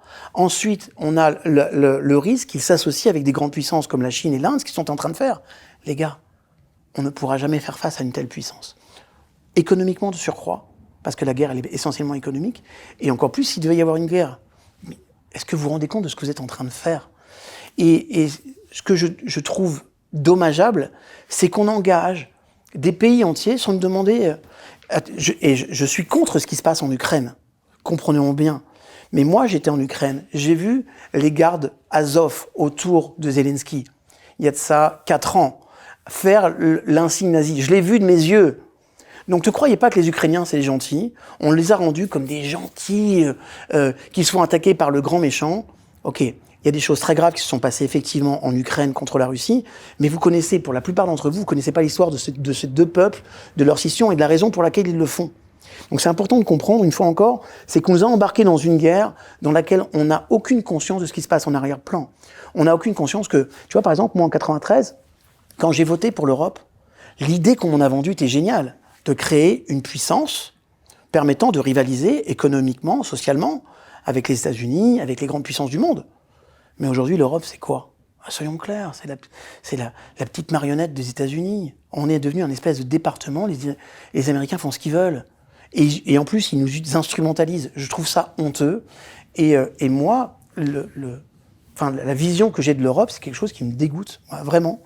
Et je pense que, même si Poutine, on dit que c'est un fou, c'est un notoire, d'abord c'est un patriote, il a peut-être pas toutes les bonnes valeurs du monde, mais je trouve qu'on a tout fait pour en arriver là. Et qu'il fallait pas sortir de Saint-Cyr et d'avoir fait psychologie à Harvard pour comprendre que ce type-là, il allait pas réagir gentiment, quoi. C'était de la provocation pure. En plus, on lui a profondément manqué de respect. Il y a un moment donné, les gars, vous croyez qu'il regarde pas les réseaux sociaux, il regarde pas la télévision ? C'est pour ça que toi, le regard psy de la chose m'intéresse. Tu serais conseiller de Macron. Est-ce que ce serait l'attitude à avoir que celle qu'il a eue face à un type comme Poutine ? Mais pas du tout. Tu conseillerais à des... Non, mais pas du tout. Je leur dis, les gars, arrêtez cette arrogance, d'abord. Arrêtez. Et même si lui, il est arrogant, c'est pas la peine de la jouer comme lui, quoi. On est dans un débat d'orgueil. Et l'important, c'est pas de savoir qui a raison ou tort. Ce qui est important, c'est ce qui est vrai. Ce qui est vrai, c'est qu'on a à bord de l'implosion et qu'on a des personnes qui ont la conscience d'un pissenlit au niveau émotionnel, qui ont la capacité d'appuyer sur un bouton qui peut tout détruire. Donc, il y a un moment donné, les gars, détendez-vous et allez chercher la paix. Allez chercher la paix. On peut dire tout ce que je veux, je vais encore moins me faire des amis, mais quand Donald Trump était au pouvoir, il n'y a pas eu de guerre. Aucun conflit. Moi, quand il est arrivé en Israël, il a calmé tout le monde. Tout le monde. Les attentats se sont arrêtés du jour au lendemain. Il est allé voir la Corée, il a arrêté les choses. Moi, quand j'allais aux États-Unis, que je parlais sur moi, il y a un truc que j'adore, c'est parler au taxi. Les taxis dans un pays, c'est le meilleur indicateur économique de tout le pays. Parce qu'ils te disent, vous savez, en ce moment, il y a beaucoup de touristes, c'est lent, attention. Les taxis new-yorkais, les blacks, ils me disaient, mais on n'a jamais autant travaillé. On n'a jamais fait autant d'argent depuis que Donald Trump. Vive Donald Trump! Et quand c'est 1, 2, 3, 10, 20 personnes, des hispaniques, qui te disent ça, et ben tu te dis, les gars, vous pouvez dire tout ce que vous voulez de l'extérieur, mais de l'intérieur, les mecs, ils sont plutôt contents, quoi, en fait. Voilà. La seule chose qu'il a ratée, c'est le corona. Il a vraiment raté le corona, pour le coup, lui. La gestion du corona était catastrophique. Et alors justement, Donald Trump, c'est intéressant parce qu'on a vu récemment, c'est quand même, là aussi, c'est quand même une force de la nature et sur un plan de psy, c'est un cas d'école parce que c'était pas forcément le mec le plus intelligent au sens premier du terme, mais finalement, enfin, au niveau où il est arrivé, comme tu dis, on peut pas être complètement débile, hein, ça c'est clair. Mais est-ce que aussi, ces fameuses intelligences émotionnelles qui étaient si chères, bah, finalement, il en est pourvu de pas mal, ce Donald Trump. Parce que il parle à l'Amérique profonde, il arrive à se mettre l'Amérique profonde... en tout cas, c'est quelqu'un qui sait gérer ses émotions. Dans la poche. C'est quelqu'un qui sait gérer ses émotions. Ah là, tu vas faire réagir, là, parce que... Oui, mais je sais bien. Moi, alors, tu sais quoi? Moi, Non, mais Donald Trump, il sait gérer ses émotions. Il peut se laisser emporter par ses émotions. Il se laisse emporter, il va être en colère, mais la plupart du temps, il sait bien gérer, il sait bien communiquer, c'est un bon communicant. Maintenant, est-ce que j'en ferai mon ami? Jamais. Est-ce que je suis d'accord avec ses valeurs? La plupart d'entre elles, je les réfute et je suis pas d'accord avec lui. Maintenant, moi, je regarde dans les faits ce qu'un homme... Parce que, tu sais, dans les ports, tous les capitaines se valent. Dans la façon de parler, je suis le meilleur capitaine. Viens, on va voir dans la tempête. Quand il a pris les choses dans la tempête au début, il a bien géré. Il a fait des choses que aucun président américain n'a fait. Aucun. Et je trouve que c'est quelqu'un qui était force de courage. Okay. Alors après, on l'aime pas. On n'aime pas la façon dont il traite les femmes. Maintenant, il faut remettre les choses dans le contexte. On a un type qui est milliardaire, président de la plus grande puissance mondiale. Il est normal que ces gens-là, ils aient des égos surdimensionnés. Tu peux pas être de la tête de tout ça en étant quelqu'un de normal. Tu peux pas être un champion du monde of the world sans avoir un côté un peu psychopathe. C'est pas possible. Donc, parmi tes clients, encore une fois, je te demande pas qui tu consultes, mais bon, je crois le deviner par ce que tu m'as dit hors antenne. Quand tu vois des stars mondiales, que ce soit des stars dans le domaine artistique ou dans le domaine évidemment économique, est-ce qu'ils ont quand même pas tous un petit point commun justement de mégalomanie surdéveloppée? Oui, et il la faut. Non mais à ce niveau, ils en ont besoin. Ce sont des personnes qui vont adorer être adulées par le public. Okay, donc il y a un rapport au public qui est phénoménal. Regarde les stars, dès qu'ils renvoient plus la lumière, certaines stars meurent, mais littéralement, tu vois. Donc il y a une dimension mégalomane, c'est évident. Après, cette dimension-là, je la mets au service de quoi? Est-ce que je la mets au service du bien, ou est-ce que je la mets au service de mon intérêt personnel, ou est-ce que je mets au service de l'intérêt collectif? C'est toute la question, en fait. Mon talent, quel qu'il soit, si je suis quelqu'un qui a un grand leadership, c'est un talent. Mais au service de quoi tu le mets? Est-ce que tu mets au service de quelque chose de plus grand que toi? Ou est-ce que tu mets au service de ta personne? Et aujourd'hui, ce que je trouve profondément navrant, c'est ça. C'est que j'ai le sentiment que la plupart des dirigeants politiques, pas simplement en France, hein, mais la plupart des dirigeants politiques sont tellement centrés sur soi. Quand on a un Mélenchon qui dit la République c'est moi, non, détends-toi. La République c'est pas toi, ok? Tu es quelqu'un qui brille d'investiture pour pouvoir faire respecter une forme de République. Tu vas être un de ces éléments. Mais voilà quelqu'un qui joue d'un charisme qu'on peut pas lui contester quand même. Mélenchon sur un plan psy, c'est aussi intéressant parce qu'il y en a plus beaucoup aujourd'hui qui ont ce charisme sur l'échiquier politique quand même. Mélenchon, c'est un tribun, c'est comme tu le disais, quand il parle aux foules, quoi qu'on en pense, il harangue les foules, il est capable de... Mais Mélenchon, il va taper exactement sur ce que je te disais. D'abord, il va taper sur les peurs aussi. Sur les peurs, il va taper sur l'injustice. L'injustice, c'est quelque chose qui est une force d'engagement qui est très forte. Et moi, je pense profondément que ce qui pourrait arriver de pire à ce gouvernement, c'est un Mélenchon au pouvoir. Mais vraiment. Parce que d'ailleurs, quand on parle de mégalomane, il est ultra mégalomane, il est hyper centré sur lui. Et voilà. Et je trouve que il a fait un espèce de clientélisme. Il est prêt à tout. Il est prêt à tout pour être élu. Voilà. Enfin, bon, on va revenir en tout cas à ce qui faisait aussi le. T'as compris, je n'étais pas fan. Non, de ton métier, c'est-à-dire ce conseil que tu apportes individuellement aux gens. Et tu parlais de bonheur, puisque c'est quand même le fil conducteur commun de tout ce qui anime tes conférences, c'est cette quête du bonheur. Finalement, est-ce qu'il y a une recette du bonheur, David ? D'abord, tu sais, pendant des années. Est-ce qu'il y a des gens qui sont plus préfabriqués pour être heureux que d'autres ? Bien sûr. Et après, il y a tout le jeu de notre éducation, nos expériences, nos connaissances, notre parcours, nos échecs, nos failures, nos apprentissages. Donc, il y a un tas de multifacteurs qui concourent au fait d'être plus heureux dans la vie. D'accord ? Maintenant, comme je voulais te le dire, c'est que quand j'étais plus jeune, je pensais que le bonheur, c'était d'obtenir ce que l'on veut dans la vie. Se fixer des objectifs et d'y arriver. Et avec l'âge et l'observation, j'ai compris que le bonheur, c'est pas simplement vouloir ce que l'on veut, mais c'est vouloir aussi et désirer ce que l'on a. C'est-à-dire, c'est important d'apprécier ce que nous avons. Tu sais, moi, je voyage beaucoup dans des pays qui sont parfois plus riches, parfois plus pauvres, mais on n'imagine pas la chance que c'est que d'être français, d'avoir une couverture sociale comme celle-ci, il y a des avantages à vivre dans ce pays qui sont phénoménales, d'accès à la connaissance, à la culture, d'accès au fait que nos enfants soient pris en charge très jeunes. Il n'y a pas ça dans tous les pays du monde. Donc, à un moment donné, c'est important, regardez ce que vous avez, regardez les avantages sociaux qui sont les vôtres. Même, il y a beaucoup de pays dans lesquels les systèmes de retraite sont beaucoup moins... Alors, je suis contre la réforme de retraite. Oui, parce que je suis contre. Non, je suis contre. Quoi qu'on en pense. Non, la réforme de retraite.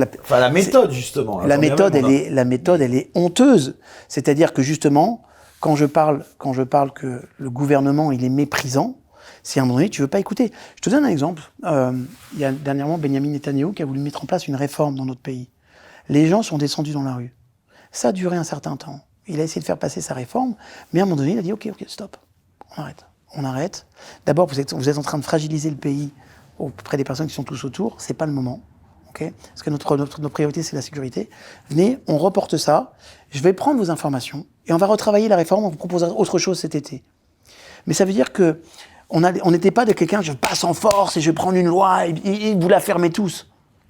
Mais c'est ce qui se passe en ce moment. Enfin, pourtant, Netanyahu n'est pas réputé pour être quelqu'un de très doux. On est d'accord. Non, mais c'est quelqu'un qui est fort et qui se laisse pas faire.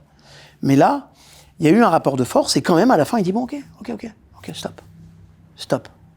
On a essayé de faire passer le truc. Moi, je pense qu'il a raison de faire passer cette réforme, personnellement. Okay, mais indépendamment de ça, l'opposition a été assez forte. Je pense que c'est plus une position vis-à-vis du bonhomme que vis-à-vis de sa réforme. Mais indépendamment de ça, à un moment donné, ils entendent, tu vois. Là, ici, tu peux sortir dans la rue, tu peux tout casser. On te fait juste passer une loi en force, quoi. Et comme ça, on a décidé de faire passer un 49.3 ce matin. À quoi ça sert ? Quand vous dites que vous êtes à l'écoute du peuple, vous écoutez qui, en fait ? Donc non, il n'y a plus d'écoute. Et je trouve ce genre de rapport profondément méprisant, en fait. Est-ce qu'il n'y a pas une dimension aussi collective du bonheur, hein ? Ce que disaient, je crois, les Grecs. Finalement, le bonheur, c'est pas finalement qu'une quête individualiste. C'est aussi peut-être le problème de la collectivité. Mais soucions-nous du prochain, quoi, déjà. C'est-à-dire que, prenons soin des autres, quoi. Moi, je suis intimement persuadé que dans la vie, vous avez des donneurs et vous avez des preneurs. Je vais vous dire une chose, si vous êtes un donneur, vous serez tellement plus heureux. Donne de ton temps, donne de tes connaissances, donne de ton argent, donne de ce que tu as, et tu vas voir combien tu vas te sentir très léger, quoi, vraiment. Parce que ça fait du bien de donner. Et aujourd'hui, on nous exhorte, et d'ailleurs, cette vague de développement personnel dont je te parlais, vous transforme en preneur, j'aime pas ça. Ça doit être le contraire. Notre bonheur, il passe à travers le fait de rendre les gens heureux. Rendez les autres plus heureux, vous allez voir combien vous allez être vous-même beaucoup plus heureux. Ça fait du bien. Il y a une expression, on a toujours entendu « heureux les simples d'esprit ». On dit souvent qu'il faut s'abstenir de penser pour être heureux, que l'intelligence est incompatible avec le bonheur. Qu'est-ce que tu en penses ? Qui a écrit ça? Ah, écoute, ça, c'était pas quelqu'un en particulier, mais... Tu sais, plus tu vas développer tes leadership, peut-être. Plus tu vas développer tes formes d'intelligence. On parle d'intelligence mathématicologique, on peut parler d'intelligence émotionnelle, on peut parler d'intelligence relationnelle, on peut parler d'intelligence décisionnelle, on peut parler d'intelligence situationnelle, okay, on peut parler d'intelligence éducationnelle. Il y a plein de formes d'intelligence. Chaque fois qu'on va enrichir nos formes d'intelligence, on va enrichir notre capacité à faire face à l'adversité. On va enrichir notre capacité à comprendre mieux notre univers et à comprendre mieux qui je suis et à comprendre l'autre. Si ça te permet pas d'être plus heureux, alors non, je crois pas que ne pas se poser de questions ou ne pas s'interroger sur qui je suis ou ce que j'ai fait de bien ou ce que j'ai fait de mal, ne limiter sa pensée, ça rend pas plus heureux, je crois pas, vraiment pas. Je pense que cette capacité que nous avons justement à nous interroger avec bienveillance, pas en nous flagellant, avec bienveillance et se dire ok, je peux m'améliorer, je peux devenir une personne meilleure, ok. Et j'aime bien, par exemple, les fins d'année. Je trouve ça sympa, les fins d'année, pour ça. Se dire, viens, on fait un bilan de ce qu'on a fait. Et qu'est-ce que je peux être? Nous sommes des êtres humains. On n'est pas des fers humains. On n'est pas des savoir-faire humains. Ok? Nous sommes des êtres humains. Ok? Si quand Shakespeare dit être ou ne pas être, telle est la question, c'est toute la question. Qui t'as envie d'être? Qui t'as envie de devenir? À partir du moment où on intègre le fait qu'on se définit, nous, à travers le fait que nous sommes des êtres humains, ça change tout. Ne tue pas le moustique. En parlant justement de quête du bonheur, encore une fois, ce qui est le fondement de notre recherche, là, dont on parle, la dépression, ça semble être quand même l'un des fléaux, l'un des traits de notre époque, avec la solitude. Je parle notamment plutôt des pays occidentaux, parce qu'il y a des pays où la notion même de dépression, elle n'existe pas. Comment tu l'expliques? Bon, alors il y a une explication qui est d'abord biologique.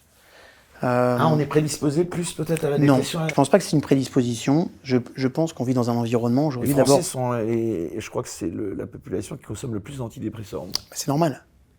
C'est normal parce que... il y a Macron au pouvoir, mais bon, à part non, je crois que... Bon, d'abord, on va aller d'un côté purement biologique, on va aller du côté de la vitamine D. Le peuple français est surcarencé en vitamine D. Voilà, pour plusieurs raisons. D'abord, pour un réseau de pollution. Les grandes villes dans lesquelles il y a des taux de pollution très élevés ont des taux de dépression très très élevés. Okay. Il y a une corrélation entre les deux. Oui, il y a une corrélation. C'est-à-dire qu'aujourd'hui, on sait que le niveau de pollution... Et en fait, la pollution empêche certains filtres UV de passer. Et en plus, quand tu regardes sur Paris, tu prends 80% de ton hiver, tu vas le passer dans le gris. Okay. Mais selon toi, les Français sont plus malheureux que les autres peuples. Toi qui voyages beaucoup, tu l'as constaté quand même. En tout cas, moi, je se plaignent de l'être ou... Non, je pense. D'abord, je perçois personnellement quand je viens sur Paris, tu vois, autant avant j'adorais venir sur Paris, maintenant quand je viens, c'est pas une partie de plaisir pour un tas de raisons. La circulation, c'est difficile, donc les gens ils sont nerveux, ils sont aigris, c'est difficile. Là où avant ils mettaient 40 minutes pour aller au boulot, ils mettent maintenant 1h30. Donc je comprends que ça excite profondément et qu'on libère beaucoup de tension dans tout ça, quoi. Alors qu'est-ce qu'il faudrait pour redonner le moral aux Français, d'après toi? Ce qu'il faudrait d'abord, c'est leur donner un petit peu plus... Allez prendre de la vitamine D, je vous en supplie. Parce que la vitamine D, quand on est carencé en vitamine D, ça met en place des dérèglements au niveau neurologique et au niveau psychologique, et ça touche beaucoup l'aspect dépressif. D'accord ? Donc ça, c'est la première des choses. Déjà, il y a un tas de vitamines qu'on devrait reprendre parce que nos nutriments, nos aliments ne sont plus suffisants pour nous apporter les nutriments nécessaires pour avoir les conditions générales d'avoir une biochimie qui est en bonne santé. Donc c'est important aussi de s'intéresser à notre santé. Et ça doit être notre priorité. La deuxième chose, moins on a une population active au niveau sportif, par exemple, et plus il y a des problèmes de dépression. La première des choses, si vous voulez ralentir la dépression, d'abord, vous ralentissez le sommeil, ok ? Vous réduisez le sommeil, vous avez une bonne qualité de sommeil, et ce que vous avez réduit sur votre sommeil, vous le prenez pour avoir une activité physique journalière. Vous allez voir que déjà, quand on est dans le mouvement, quand on a une activité physique, il y a de grandes chances qu'on réduise la dépression. Et ensuite, c'est aussi important de s'intéresser à finalement, avec quelle intention je fais tout ce que je fais. Okay ?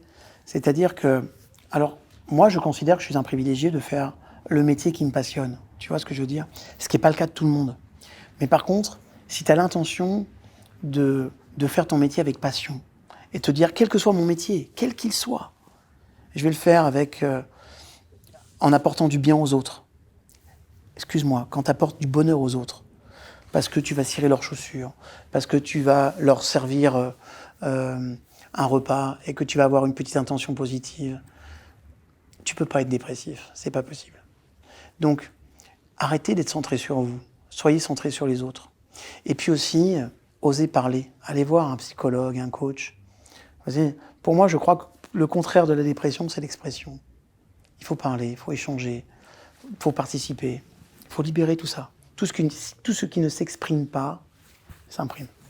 Il y a aussi un sujet qui est évidemment un sujet, je pense, très attendu par le public qui nous écoute, c'est évidemment le coaching en séduction, le coaching amoureux, pour les couples notamment. Comment tu expliques que ce type de coaching soit si développé d'abord aujourd'hui ? Et puis, cette notion de couple, j'aimerais qu'on en parle aussi. Bon alors... C'est la majeure partie de l'activité de coaching aujourd'hui, Non, je crois pas. C'est plus non, je crois pas que les coachs en séduction, ils font beaucoup parler d'eux parce qu'en fait, ils sont très présents sur les réseaux sociaux et ça touche un cas de société où justement, on vit dans une société dans laquelle c'est plus de difficile. On a beau avoir plein de réseaux sociaux qui nous contactent avec tout le monde, on est de plus en plus seul. C'est un paradoxe de la société. On croit avoir l'illusion d'avoir des amis, mais c'est pas des amis en fait. C'est des personnes avec lesquelles tu network. C'est pas des amis. Et en fait, on a enfermé de plus en plus les personnes dans du virtuel, alors qu'il faut sortir, il faut aller au contact. Et en fait, ce que ces coachs en séduction sont en train de nous dire, c'est va en contact de l'autre, quoi. Et même si tu te prends une gamelle, ose. Et si une personne te plaît, alors maintenant, il va y avoir tout un autre problème de société, c'est qu'on peut plus aborder une femme sans être un porc, ok ? Donc ça, c'est aussi un truc, parce que je pense que ce qui fait beaucoup, beaucoup, beaucoup de mal à notre société, et notamment aux relations de couple, c'est cette espèce de féminisme extrémiste, et je le dis comme je le pense, parce que ça fait ni du bien pour ces femmes, et ni du bien pour ces hommes, et je vois de plus en plus de personnes malheureuses et malheureuses, des anciennes activistes féministes, qui ont compris que finalement, elles étaient aussi dans le fait de plus tuer la structure. On se parle plus, quoi, c'est ça. Hein. On se parle plus, on ne veut plus, et avant où on était dans un espèce d'échange, aujourd'hui on est une espèce de confrontation. Tu te rencontres pas dans la confrontation. Tu te rends compte dans le fait de voir ce qui nous rassemble, les valeurs, les intérêts, pas ce qui nous sépare ou ce qui nous diffère. Dans la société moderne aujourd'hui, est-ce qu'il est encore possible, selon toi, de rester un couple uni pendant des décennies, comme on le voyait avant ? On a l'impression que c'est Je le crois. devenu impossible. Je le crois, ça va être de plus en plus compliqué. Je le crois parce qu'en fait, on a rendu l'accès à la séparation beaucoup plus facile que le mariage. C'est facile de divorcer aujourd'hui, beaucoup en un claquement de doigts. Moi, mon père, il est resté avec la même femme toute sa vie. Et naturellement, comme j'ai divorcé 2 fois, je lui ai posé la question un jour. Je lui ai dit, mais t'as jamais eu envie de divorcer ? Il me dit, honnêtement, ça m'a traversé l'esprit. Mais c'est quelque chose que je m'interdisais. Et par contre, il y a aussi une chose que je m'interdisais, c'est d'être malheureux. Donc il fallait que... On peut s'interdire d'être malheureux ? En tout cas, on peut prendre la décision de vouloir être heureux toute une vie, c'est important. Et ça doit être notre priorité d'ailleurs. Pour moi, c'est l'objet d'une vie. On doit tout faire pour être plus heureux, d'accord ? Et être plus heureux, c'est accepter aussi qu'on va avoir des moments difficiles, qu'on va avoir des moments malheureux. Mais que justement, parce qu'on s'est organisé et qu'on s'est structuré notre schéma de pensée pour construire des moments heureux, on va y aller. Tu sais, par exemple, un couple, il repose sur ce qu'on appelle l'égrégore. L'égrégore, c'est l'esprit qui réunit un couple. On appellera ça l'esprit d'équipe dans une équipe. Ça se nourrit de quoi, l'égrégore ? De souvenirs, positifs ou négatifs. Si la somme des souvenirs positifs que tu crées avec ton épouse ou avec ton conjoint est plus importante que la somme des souvenirs négatifs, quand on te pose la question, ça va dans ton couple ? Écoute, ça va, comme tout le monde, on s'engueule, on a des hauts, on a des bas, mais franchement, ça va. Si la somme des souvenirs négatifs est plus importante que la somme des souvenirs positifs, ça va dans ton couple, écoute, il y a des hauts, il y a des bas, mais là, vraiment, on est en bas, quoi, et je me pose beaucoup de questions. Ton job, c'est de fabriquer des souvenirs positifs avec ton épouse. Ton job, c'est de t'organiser, par exemple, de créer des moments qui vont être des moments à vous, quoi. Parce que dans ce monde dans lequel on est perdu tout le temps, parce qu'il y a les gosses, qu'il y a l'éducation, il y a le boulot, il faut réserver des moments à nous, quoi. Des moments qui ne sont là que pour nous. Moi, quand je regardais mes parents quand ils étaient plus jeunes, Je l'ai trouvé égoïste. Il dit, non, mais non, on part tous les deux avec ta mère. Mais nous, on avait envie de venir avec eux en vacances. Tu vois ce que je veux dire? Ouais. Mais ils se prenaient régulièrement des moments pour eux. Et plus tard, j'ai compris qu'ils avaient raison et que ça a été le secret, en fait, de la réussite de leur couple. Parce qu'ils et c'était pas une question de moyens, tu vois. Ils allaient dans un endroit plutôt chiche, tu vois, mais ils étaient ensemble, ils étaient sans les gosses, et ils prenaient du bon temps.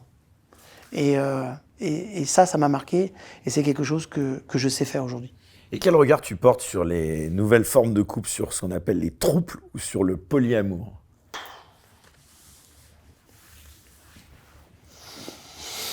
Ce soupir veut tout dire. Voilà, tu sais, quand je te regarde, seuls 12% de ma vue est en haute définition. Le reste est flou et recomposé ici et derrière via mon nerf optique dans mon lobe occipital. Si je focalise toute mon attention sur une personne que j'aime, toutes les autres personnes sont dans le flou. D'accord ? En l'occurrence, si je focalise toute mon attention sur ma femme, toutes les autres femmes sont dans le flou. Si je focalise mon attention sur le décolleté de ma voisine, c'est ma femme qui est dans le flou. Et tu peux dire tout ce que tu veux. Ma relation avec elle, elle sera pas nette. Voilà ce que je pense. Je pense que quand on veut vraiment construire quelque chose de sérieux, si tu veux t'amuser, être dans le polyamour pendant un certain moment pour expérimenter des choses, et que ça correspond à tes valeurs, que c'est OK pour moi, j'ai pas de jugement par rapport à ça. À partir du moment où tu veux construire un vrai couple sur la durée, et rentrer dans ce qu'on appelle la logique de l'engagement, je ne crois pas que le polyamour soit quelque chose qui soit favorable pour ça, parce que c'est difficile à gérer, et que tu pourras... Pourquoi ne pas tout donner à la même personne, finalement? Ça demande plus de travail, ça demande qu'on expérimente des choses, puis qu'on parle et qu'on communique beaucoup. D'ailleurs, les couples qui fonctionnent le mieux sont pas ceux qui sont le plus amoureux, ce sont ceux qui communiquent le mieux. Et ce qu'il faut apprendre à nos couples, le problème de tout ça, c'est que les gens communiquent plus sur leurs peurs, sur leurs fantasmes, sur leurs envies, sur leurs désirs. Mais on peut très bien... Tiens, si tu es amoureux de plusieurs personnes, c'est que chacune d'entre elles va t'apporter quelque chose. Et si vous décidiez que c'est ce que vous recherchez ailleurs dont vous avez besoin, et si vous aviez l'ouverture de pouvoir parler, de dire, viens, on va le construire ensemble, parce qu'on est ouvert d'esprit et qu'on va aller vers quelque chose de différent, pourquoi pas? Je ne crois pas que le polyamour soit quelque chose qui permette l'engagement sur la durée. Ça va permettre de se découvrir soi sur un court terme, mais en termes d'engagement, c'est compliqué. Pourquoi je te demande ça? Parce que ce qui transparaît, en tout cas, toutes les vidéos, les interventions ou conférences que tu donnes, c'est qu'en effet, c'est d'autant plus paradoxal que tu l'as dit, donc je ne trahis aucun secret que tu as divorcé 2 fois. On sent que tu as un amour absolument absolu avec ta femme et que finalement, paradoxalement, enfin tu me dis si je me trompe, ce qui ressort de tes différentes conférences, c'est d'une certaine manière, je sens quand même un esprit assez conservateur sur certaines valeurs. Donc, est-ce que finalement, des idées, des valeurs qu'on a, qui peuvent être perçues aujourd'hui comme un peu démodées, ne sont pas finalement la réponse à apporter à cette situation qu'on connaît aujourd'hui de crise, de flambée des divorces? Est-ce que ce n'est pas ce retour à la famille? En tout cas, c'est ce qui, encore une fois, c'est la question que je te pose. J'ai l'impression d'ailleurs ce qui fait ton succès, parce que je le vois avec les réactions du public d'ailleurs à ce moment-là, ou quand tu parles, les silences d'ailleurs qui sont beaucoup plus marquants, on sent que lorsque tu abordes ces questions d'amour et de relation à l'autre, et notamment, tu parles notamment de ta femme, on sent qu'il y a une dimension là pour le coup qui n'est pas que psychologique, qui est plus spirituelle presque. Oui, c'est spirituel. D'abord parce qu'on se retrouve au cœur des valeurs spirituelles, parce que... c'est important pour nous. J'ai un engagement religieux qui est fort aussi. Donc il y a cet engagement-là. Peut-être que pour certaines personnes, certains d'entre vous, je suis passé pour un vieux réac. Mais en même temps, comme je t'ai dit, je suis un expert en échec. J'ai compris pourquoi j'avais échoué mes précédents mariages. Et j'ai compris que je n'avais pas donné la dimension au couple, l'importance qu'il devait avoir.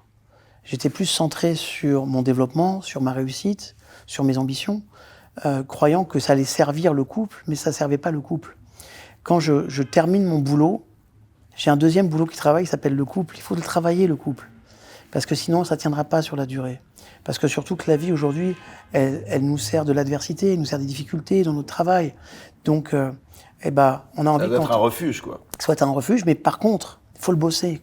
Ça demande de faire des efforts, ça demande de faire des compromis. À deux. À deux. Mais, tu vois, par exemple, moi, je vis dans un monde dans lequel 80% de la clientèle, ce sont des femmes. Et quand tu es plutôt sympathique, quand tu es plutôt ouvert d'esprit, quand tu as des valeurs qui sont... Je suis porteur de valeurs féminines, d'écoute, ok, voilà. Je suis un homme qui peut être sollicité, ok. Et c'est pas une question de beauté, c'est une question de projection, ok, ou de transfert. Quand j'ai des propositions, j'en ai. Quand j'ai des propositions et que je dis non, ok, et que j'en parle avec mon épouse le soir, et on en rigole, ok. Et si je dis non, alors que je suis abordé par des personnes très intelligentes, très belles, t'imagines la valeur que ça donne à ma femme? C'est-à-dire que là, ma femme, je la fais passer au niveau supérieur. Le jour où je dis oui, je la fais passer au niveau inférieur. Et dans ces cas-là, notre relation ne sera plus jamais la même. La question, c'est à quoi je donne priorité dans ma vie? Est-ce que je donne priorité au plaisir immédiat? Est-ce que je donne priorité à la logique de désir? Ou est-ce que je donne priorité à la relation que je construis et au fait d'être heureux à deux? Compte tenu de mon expérience et de mes échecs précédents, je peux te garantir que je préfère construire aujourd'hui et que c'est beaucoup mieux. Et quand tu as la chance d'avoir une personne qui partage tes valeurs... D'ailleurs, mais pour ne stigmatiser personne, là on ne parle que de relations hétérosexuelles, mais ça s'adapte totalement ton discours au couple homosexuel. Évidemment. Voilà, c'est-à-dire que c'est ça demande partenaire ou un travail de tous les jours. Voilà. Et moi, j'ai autour de moi des couples homosexuels qui vivent depuis longtemps ensemble et heureux, parce qu'ils ont justement de ne pas se faire happer par cette dimension-là. Parce qu'il peut arriver que dans certains couples homosexuels, justement, la logique parfois d'infidélité était plutôt assez récurrente. Mais quand ils arrivent à transcender cette dimension-là pour rentrer dans une relation, ils construisent quelque chose de très très beau aussi. Mais une fois encore, c'est juste une question de communication et puis d'ouverture et de développement personnel aussi. C'est vrai. Voilà, en tout cas, j'encourage les gens qui veulent poursuivre leur réflexion à aller consulter tes conférences qui sont accessibles sur ta chaîne YouTube. Alors, dans cette émission, j'aimerais aussi qu'on aborde ce thème dont on a déjà un peu parlé dans cette émission, c'est le thème des neurosciences, puisqu'on a reçu d'ailleurs quelqu'un que j'affectionne particulièrement qui s'appelle Idriss Aberkan. Tiens, d'ailleurs, petite parenthèse, qu'est-ce que tu penses des travaux d'Idriss Aberkan sur le sujet des neurosciences? Avant peut-être nous rappeler ce que recouvre le terme de neurosciences. Okay. La neuroscience, c'est la science qui permet de comprendre et d'expliquer le fonctionnement du système nerveux. Okay. Donc une grande partie de ton système nerveux, c'est ton cerveau, mais t'as aussi, ça touche tout le reste du corps, ton système intestinal, ton cœur, partout où il y a ton système nerveux est important, les neurosciences vont essayer d'expliquer comment ça fonctionne, et puis on va essayer d'expliquer aussi les interactions que tous ces systèmes ont entre eux. Et ça va nous permettre d'avoir une compréhension de la mécanique. En fait, les neurosciences, comment je vais te dire il y a des diplômes pour ça. Enfin, bien c'est sûr, vraiment une science sûr. reconnue parce que tu sais très bien que... Moi, j'ai passé un doctorat en neurosciences. Alors, à l'époque, ça s'appelait psychologie avec spécialisation psychologie médicale. Okay. Maintenant, c'est neurosciences. Okay. Et bien sûr, ce sont des diplômes spécifiques dans lesquels on va donner une orientation. Moi, c'était neurosciences appliquées. D'accord ? Donc les neurosciences appliquées ne font pas de recherche clinique. Ces neurosciences appliquées, en fait, on va voir comment appliquer justement la recherche des autres et de voir comment on le rend concret dans le réel. Voilà. Donc c'est quelque chose de passionnant parce que moi j'aimais bien dire tiens, quand il y avait une étude qui était intéressante, en quoi ça peut être utile et puis en quoi on peut le rendre accessible. Voilà. Donc on va expliquer tout le fonctionnement de notre système neurochimique et de voir quels vont être les impacts sur, par exemple, je te donne un exemple. Imaginons comme ça que tu sois carencé en dopamine. Okay ? Tu vas voir un psy, tu vas voir un coach pour augmenter ton niveau de motivation. Tu pourras faire tout ce que tu veux. Si tu es carencé en dopamine, tu auras toujours des défauts de motivation. Tu ne te sentiras pas bien, tu vas avoir des problèmes avec le rapport à l'action. Si tu es carencé en acétylcholine, tu vas avoir des problèmes avec l'apprentissage, avec la capacité de rétention d'informations. Si tu as un problème en GABA, ton système nerveux tournera toujours dans un schéma anxieux, ou très souvent. Si tu es carencé en sérotonine, tu vas avoir des problèmes avec l'humeur, avec la récupération. Donc, la psychologie est intéressante, mais si tu ne valides pas certaines choses qui se situent au niveau de ta neurologie, eh ben, en fait, tu vas avoir des difficultés parce que on va porter difficilement le changement, alors qu'on va avoir un accélérateur de changement si on met les bons ingrédients. Si par exemple, on va faire une comparaison, la dopamine, on pourrait la comparer avec le carburant d'une voiture. L'acétylcholine, ça va être toute l'électronique embarquée. Le GABA, ça va être le refroidissement liquide. Si tu as une Ferrari mais que tu n'as pas de refroidissement liquide, tu as un plein de potentiel, mais tu vas faire 10-20 km, ton moteur il va surchauffer, tu vas être obligé d'arrêter. Et tu vas faire des petits trucs de 20 km, alors qu'avec le refroidissement liquide, tu pourras peut-être en faire 500 ou 1000. Okay, et la sérotonine, ça va être tout ce qui est le confort dans la voiture. Donc ça, c'est important, parce que ce sont 4 neurotransmetteurs qui sont essentiels dans ce qu'on appelle la logique de performance. Il y en a plein d'autres neurotransmetteurs, il y a plein d'hormones. Et ce monde hormonal, en fait, il organise nos humeurs, il organise tout ça. Donc parfois, on va travailler sur des choses qui sont psychologiques, pensant que le problème il est psychologique, alors que c'est un dérèglement neurochimique. Donc c'est important de comprendre que cette science, quand on associe les deux, on a beaucoup plus de capacité à augmenter les performances. Pour voir la suite de l'émission, sans aucune censure, merci de vous abonner à la chaine Les Incorrectibles Plus depuis le lien en description sous cette vidéo.